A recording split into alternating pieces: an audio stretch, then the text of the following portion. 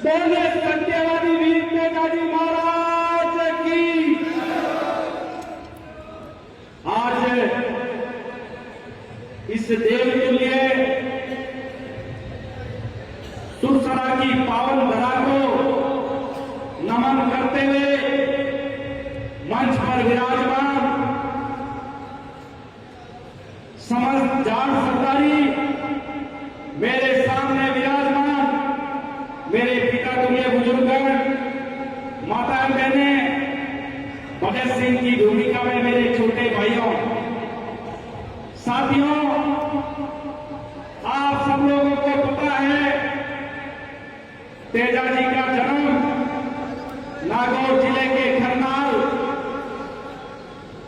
दौलिया परिवार में हुआ था और तेजाजी ने अपने वचन, अपनी कटिबद्धता और किसान, जवान, माताएं, बहनें और गौ रक्षा के लिए प्राणों की आहुति इस धरती पे दी थी। साथियों, आपको याद है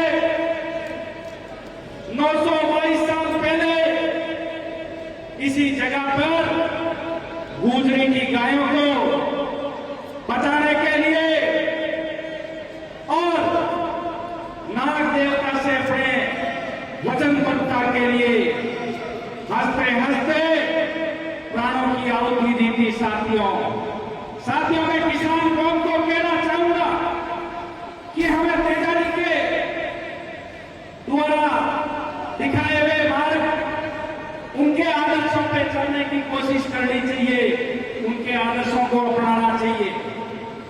जिस प्रकार से मुझे याद है, कोई ज्यादा लंबा समय नहीं हुआ है, तेजाजी को सिर्फ और सिर्फ हमारे नागौर जिले के आसपास के लोग और कुछ अजमेर का हिस्सा तेजाजी का जयकारा लगाते थे, तेजाजी की पूजा अर्चना करते थे।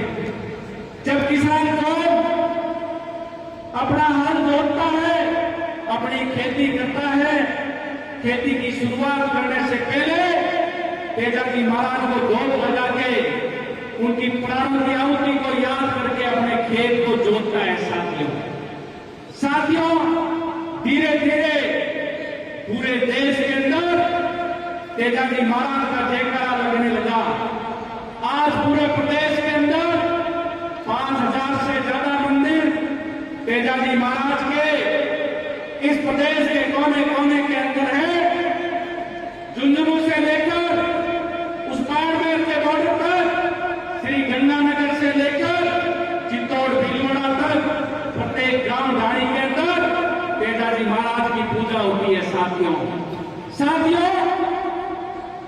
देश की सबसे बड़ी पंचायत के अंदर तेजाजी महाराज का जयकारा लगाने का किसी ने काम किया तो वो आपका लाडला किसान का बेटा हनुमान बेनीवाल था, जिसने ये जीत की थी कि मैं शपथ लूंगा तो तेजाजी महाराज के जयकारे के साथ लूंगा। साथियों, हमें गर्व है हमारे ऐसे भाई पे कि जिन्होंने हमेशा तेजाजी को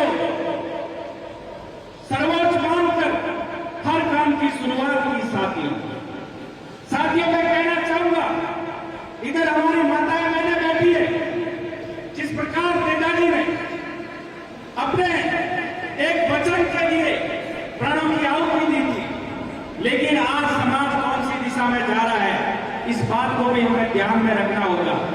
मंच पर हमारे बुजुर्ग बैठे सामने में विराजमान है, मैं उनको एक ही बात कहना चाहूंगा कि हमें ईर्ष्या, द्वेष और द्वेष की भावना को त्याग के अपने भाइयों को साथ लेके हमें आगे बढ़ना होगा। जिस प्रकार से शिक्षा के क्षेत्र में हम लोग धीरे धीरे पीछे होते जा रहे हैं, मैं आपको कहना चाहूंगा कि खरनाल के अंदर पिछली बार एक बोर्ड लगा हुआ देखा मैंने, वहां बोर्ड पे लिखा हुआ था जहां देवालय वहां पुस्तकालय। मुझे याद है वो बोर्ड, उस बोर्ड की भाषा हमें हमारे बच्चों को